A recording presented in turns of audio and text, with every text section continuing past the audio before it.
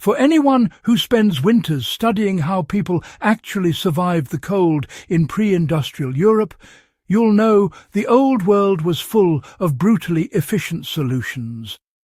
Today, I'm breaking down one of the simplest insulation tricks that carried households, soldiers and travellers through freezing months long before electricity existed. If you're new here, subscribe to Warpaths of Europe for more deep historical methods that still have real-world use. Let's get straight into the technique. The foundation of this insulation method comes from layering natural materials inside confined spaces. Across northern and eastern Europe, households routinely packed straw, moss, reeds, and even dry leaves into wall cavities, floors, and sleeping areas. It wasn't accidental. These materials trap air pockets, limiting heat loss so effectively that medieval homes routinely stayed survivable even at sub-zero temperatures. Scandinavian timber homes used birch bark beneath roof layers, while Slavic households stuffed moss between log joints, tightening the seal as it dried. The principle is simple. Create as many trapped air layers as possible using dry plant fibers. This insulation technique extends into clothing.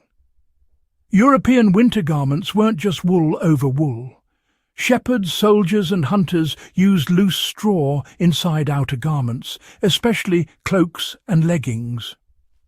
Chronicles from the Baltic Crusades and the Polish-Lithuanian frontier describe men packing leggings with straw before patrols. It wasn't seen as primitive. In fact, it was effective, fast, and field repairable. The body warms the trapped air between the fibres, and the heat loss slows dramatically. Anyone who has worn a modern down jacket already understands the principle. This was the early version using materials available everywhere. Sleeping practices were built around the same concept.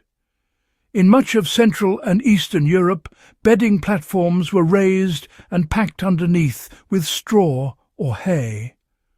Some regions added animal pelts on top, but the primary insulator beneath was always dry plant material.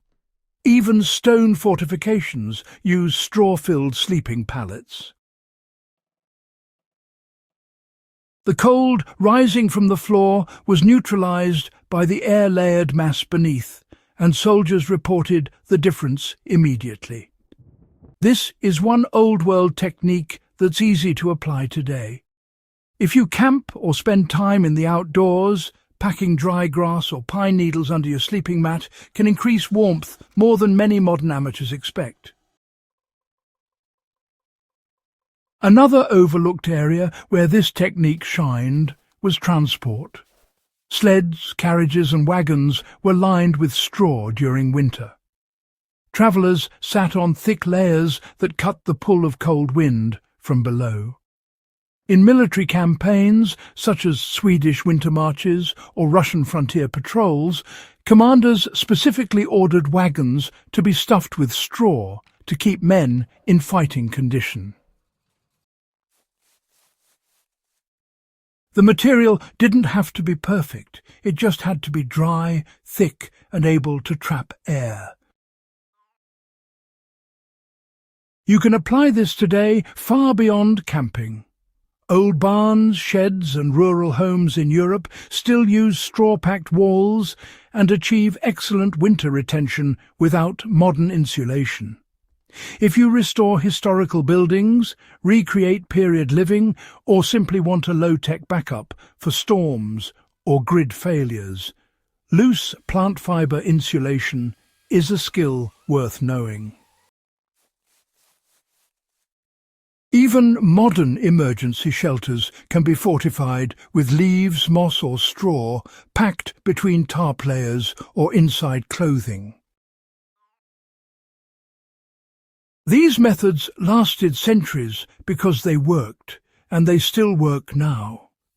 If you learned something valuable, subscribe to Warpaths of Europe and share this guide with someone who appreciates real historical technique, not theory.